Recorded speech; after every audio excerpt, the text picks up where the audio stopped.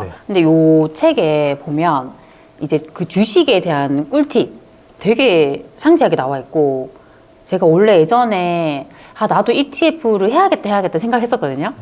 근데 안 하고 있었어요. 왜냐하면 이거 어디에 들어가서 어떻게 해야 되지? 막 그게 되게 힘들었거든요. 근데 이 책에 보니까 너무 상세하게 이제 사진 보여주면서 여기 들어가시고 여기 들어가시고 여기 나와 있는 거예요. 그래서 제가 그거 보면서 해서 샀어요, ETF를. 그래서 너무 이게 꿀팁이 많다라는 생각이 들었고, 이게 정말 저처럼 이제 부동산 투자 하시는 분, 부동산 갖고 계시는 분도 제가 생각했을 때는 좀 안정적으로 이렇게 뭐 주식 투자를 병행하는 것도 되게 좋다고 생각하거든요. 네네. 그래서 또 그런 이야기 좀 해주시면 좋을 것 같아요. 네네. 네. 저는 일반적으로 사실 부동산 투자가 그 전세 레버리지를 활용해서 갭 투자를 하기 때문에 가장 좀 효과성이 좋은 투자라고 생각을 하는데, 한 가지 단점이 있다면은 부동산 투자를 하기 위한 그 투자금이 많이 필요해서, 그래서 그 기간들을 계속 오래 기다리는 게 굉장히 큰 고통이 되는데, 그래서 이거를 줄이기 위해서 이제 예적금 이상의 수익을 발생시키는 그런 주식을 해야겠다라고 생각해서 그때부터 이제 미국 주식을 좀 주로 하게 됐습니다. 미국 주식. 그럼 뭐 우리나라 주식도 있고 미국 주식도 있는데 하필 미국 주식인 이유가 있어요? 미국 주식이 일반적으로 이제 미국은 좀 투자자에 대해서 좀 더 우호적인 환경이기 때문에 계속해서 이게 계속 수익이 올라가면서 주가도 올라가는 경향이 있었습니다. 그럼 조금 이렇게 장기적으로 봤을 때 더 좀 우상향하고 안정적이다, 약간 그런 말씀이시죠? 네네네. 통계를 또 보면은 이제 1920년대부터 현재까지 연평균 10.3%의 수익을 발생시켜 왔는데, 그래서 특히 뭐 S&P 500이라는 그 ETF가 뭐 말씀드렸겠지만 1등부터 500등까지의 기업들을 모두 한꺼번에 그 모아놓은 이제 상품이거든요. 그래서 거기에 투자하게 되면은 제가 뭐 아마존, 뭐 테슬라, 아니면 엔비디아, 요새 유행하는 모든 기업들을 한 번에 살 수 있는 이런 효과를 누릴 수 있어서, 그래서 하나를 샀는데 동시에 분산 투자를 하는 효과를 가질 수 있어서 그 S&P 500 ETF를 이제 매매하면은 이제 비교적으로 수익을 좋게, 그다음에 안정적으로 권려갈 수 있었습니다. 그래서 진짜 궁금한 게, 그럼 그 ETF를 살 때 떨어졌을 때 사는 게 좋은지, 만약 올라가고 있을 때 사는 게 좋은지, 아까 그게 좀 궁금하더라고요. 이게 사실 이것도 책에 통계로도 나와 있는 건데, 그런 거를 이제 닉 매기울리라는 그 데이터 과학자가 분석을 했을 때, 여러 번 나눠서 사는 것보다 어차피 계속 우상해야 한다는 전제가 기본돼 있기 때문에 일시에 한 번에 사는 게 좋다라는 게 이제 통계로 입증된 상황이라서, 이게 빠졌든지 올라갈 때 상관없이 그냥 내가 돈이 가능하면 그 돈으로 한 번에 그냥 이렇게 사는 게 좋다. 네. 근데 여기 이제 위험할 수 있는 게 간혹가다 경제 위기가 이렇게 간혹 발생하기 때문에, 그래서 바로 일시 투자해서 바로 그런 위기를 맞게 되면은 길게는 4년 정도 계속 그 원금을 회복하지 못하는 경우가 있기 때문에, 그래서 이제 채권과 함께 투자하는 게 이제 방법이라 가지고, 그래서 주식 60%, 그다음에 채권 40% 이런 식으로 비중을 배분해서 투자하게 되면은 채권은 이제 위기 상황에서 안전자산의 가격이 오르고, 그다음에 위험자산의 주식은 떨어지기 때문에 그때 이제 오른 채권을 팔아서 주식을 사고, 이런 식으로 리밸런싱을 하게 되면은 주식을 안전하게 투자할 수 있습니다. 그럼 이게 주식과 채권은 반대로 움직이니까 그렇게 좀 해지해 줄 수 있다, 그런 이야기죠. 또 채권은 저도 그렇고 좀 어려워하시는 분이 있거든요. 채권을 쉽게 좀 설명해 주시면 안 될까요? 쉽게 설명하려면은 그냥 예적금을 한다고 생각하면 그게 채권이라고 보면 되는데, 대신 예적금 같은 경우는 예금 같은 경우는 이 사고 나면 만기까지 팔지를 못하는데, 채권이라는 상품은 중간에도 계속 사고 팔 수가 있어가지고 그게 이제 보장된 상품이라서 그걸 이제 채권이라 그러고, 그것을 사게 되면은 이제 등락이 있겠지만 어쨌든 위기 상황에서 안전자산에 대한 그 수요가 증가해서 가격이 오르게 돼 있습니다. 그러면 그 채권도 미국 채권을 사시나요? 네네네.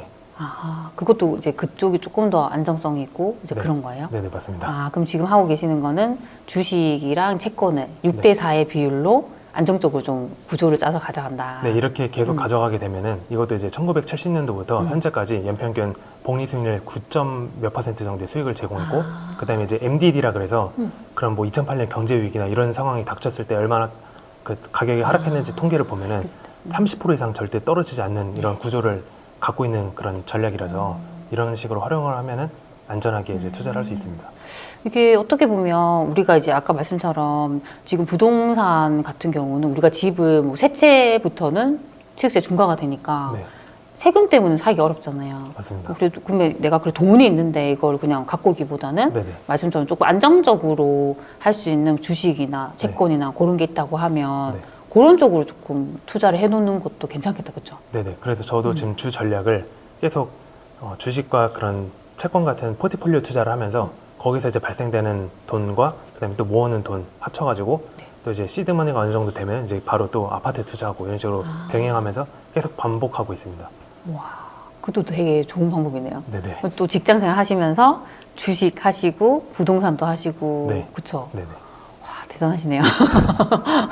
그럼 아까 뭐 ETF 얘기도 하고 하셨지만, 그래도 조금 더 구체적으로 정말 처음으로 주식 접하는 분들 있잖아요. 주식 네네네. 초보자. 네. 이런 분들은 어떤 주식 사면 좋은지 뭐 좀 구체적으로 그런 것도 알려주시면 좋을 것 같아요. 네네네. 네. 뭐 아까도 설명드렸지만 그 S&P 500이라는 그 ETF가 굉장히 지금 각광받고 수익률도 좋아서 많은 사람들이 투자하고 있는데 이제 S&P 500은 말씀드린 것처럼 1등부터 500등 기업을 한 번에 사는 그 효과를 갖고 있기 때문에 굉장히 매력적인 투자처입니다.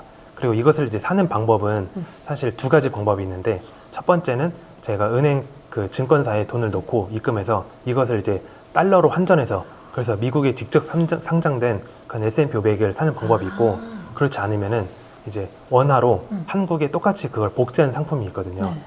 예를 들면 이제 타이거 미국 S&P 500이라는 상품인데 그것을 저희가 원화를 입금해서 바로 그것을 매매하면은 그 미국에 있는 것을 산 것과 동일한 효과를 누릴 수 있습니다. 근데 그 책에 요거 책 나중에 혹시 사게 되시면 그 방법이 되게 구체적으로 나와 있거든요. 요거 보고 이렇게 하셔도 좋을 것 같아요. 네. 또 이게 보니까 좀 저는 생소한 용어이긴 한데 뭐 ISA 계좌, 그렇죠? 그리고 연금 저축 계좌 뭐 이런 내용이 있어요. 근데 그게 이제 어떤 건지 뭐 요거 했을 때 장점, 뭐 단점 이런 것도 조금 설명해 주면 좋을 것 같아요. 네. 일단은 사실 연금저축 계좌는 당장 저는 좀 비추천을 드리는 게 당장에 저는 그 돈을 모아서 저희가 부동산 투자나 다른 투자를 해야 되기 때문에 근데 연금저축 투자는 그런 계좌는 나중에 50세 이후에 그 인출을 할 수 있어서 그래서 저희가 투자를 지속할 때 약간 좀 방해물이 돼서 그건 어느 정도 나중에 현금 흐름이 많아졌을 때 그때 활용하는 게 좋겠고 대신 제가 지금 추천드린 거는 ISA라는 계좌인데 그건 이제 개인 종합 자산관리라는 계좌로 이제 정부에서 국민들이 돈을 불릴 수 있게 이렇게 좀 혜택을 준 계좌라고 보면 될 것 같습니다. 이 계좌 같은 경우는 이제 3년 정도 유지를 하고 그때 해지를 하게 되면은 나중에 그 수익에 대해서 비과세 혜택을 받을 수 있는데 일반적으로 200만 원 비과세를 받고 그리고 200만 원을 넘어가는 그 초과 수익에 대해서는 9.9%딱 분리과세를 받아가지고 이게 혜택이 굉장히 큽니다. 특히 만약에 미국에 저희가 직접 투자를 하게 되면은 22% 수익을 떼게 되는데 이게 1억일 수익을 내면은 2천만 원 그 세금을 내야 되는 것처럼 엄청 좀 치명적인데 ISA 계좌를 활용하면은 200만 원 비과세 받고 나머지 초과 수익에 대해서는 그 절반이 9.9%를 이제 세금을 떼기 때문에 되게 매력적이라 이것을 이것을 활용하면 좋고 그리고 지금 세법이 개정안이 아마 통과될 것 같은데 이게 되게 되면은 지금 200만 원 비과세에서 500만 원으로 증가하고 그리고 또 소득이 5천만 원 미만인 사람들은 이제 서민형 계좌라 그래가지고 그 비과세 혜택을 지금은 500만 원까지 비과세를 받을 수 있고 개정이 되면은 1,000만 원까지 그 비과세 혜택을 받을 수 있어서 그래서 이것을 활용하면은 굉장히 좋을 것 같습니다. 그게 이제 어떤 통장인 거죠? 네, 계좌입니다. 주식 계좌. 네네. ISA라는 통장이고 그런 아까 뭐 혜택 다 받을 수 있고 거기 돈을 넣고 그걸로 주식 살 수 있고 네네. 너무 괜찮은데요? 네. 그거를 사실 안 할 이유는 없잖아요. 맞습니다. 근데 몰라서 못하는 분이 훨씬 많죠. 네네. 저도 만들었어요. 그거 책 보면서 이런 게 있다고? 너무 깜짝 놀라가지고 와 내가 주식 투자할 거면 이런 통장 만들어서 하면 되겠다. 그런 생각 들더라고요. 이 가입하는 게 어렵지도 않아가지고 그 증권사 어플에서 그냥 ISA 치면은 맞아요. 계좌를 나오더라고요. 떠가지고 그대로 그냥 따라만 하면은 쉽게. 근데 그것도 책에 정말 상세하게 그림으로 다 설명을 해두셨더라고요. 그래서 그거 보면서 여기 들어가고 여기 들어가고 했던 것 같아요. 네네. 저도 주식 계좌가 있긴 하지만 이 안에 뭐가 있는지 잘 모르잖아요. 그래서 저는 제가 원하는 종목을 사고 팔고 그것만 했기 때문에 네네.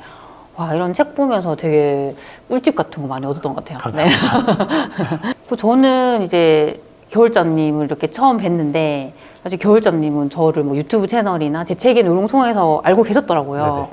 저도 이번에 이제 요 책 나오면서 이 뒤에도 인터뷰도 하고 얘기 나눌 수 있어서 너무 좋았거든요. 근데 감사합니다. 책을 보면서 느꼈던 것도 와 이분 진짜 열심히 사시는 분이구나. 왜냐면 우리가 직장생활 하나만 해도 힘들잖아요. 근데 이분은 직장생활 하시면서 부동산도 하시고 주식도 하시고 와, 어떻게 이렇게 살 수 있을까라는 생각도 되게 많이 들었고, 저도 막 반성하게 되는 거예요. 네. 이렇게 열심히 사시는데. 저는, 이 겨울잠님의 그 다음 스텝은 무엇일까? 네네. 어떤 목표를 갖고 있을까? 또 그게 궁금하더라고요. 네네. 그런 이야기 좀 해주시면 좋을 것 같아요. 네. 일단은 뭐 목표라고 하기에는 거창하고 당장의 뭐 계획, 그럼 투자 계획 같은 경우는 이제 뭐 제가 그 세 채 갖고 있는 아파트들이 이제 비과세 그 실현할 수 있는 기간이 거의 다 이제 26년에 끝나서 네. 그래서 그것들이 정리되면은 아까 말씀드린 전략대로 이제 더 비싼 아파트를 매매하면서 이제 계속해서 자산을 불리는 이런 이제 네. 계획을 갖고 있고 네. 그리고 뭐 저뿐만 아니라 이제 많은 사람들이 사실 이렇게 좋은 혜택이나 기회들이 많은데 모르시는 분들이 많아갖고 뭐 지금도 책을 썼지만 이런 식으로 계속해서 앞으로 목표라고 하면은 그런 것들을 좀 더 알리는데 좀 노력을 할 것 같습니다. 와, 너무 대단하신 것 같아요. 네, 그러면 오늘 월급 200만 원으로 10억 만드는 투자 공식 저자이신 겨울잠님 모시고 인터뷰 진행했는데요. 정말 꿀팁이 많더라고요. 그래서 궁금하신 분들은 이 책 구입해서 이렇게 봐주시면 너무 좋을 것 같습니다. 네. 또 오늘 이렇게 소중한 시간 내주셔서 너무 감사드립니다. 감사합니다. 겨울잠님 감사합니다. 네, 네. 감사합니다.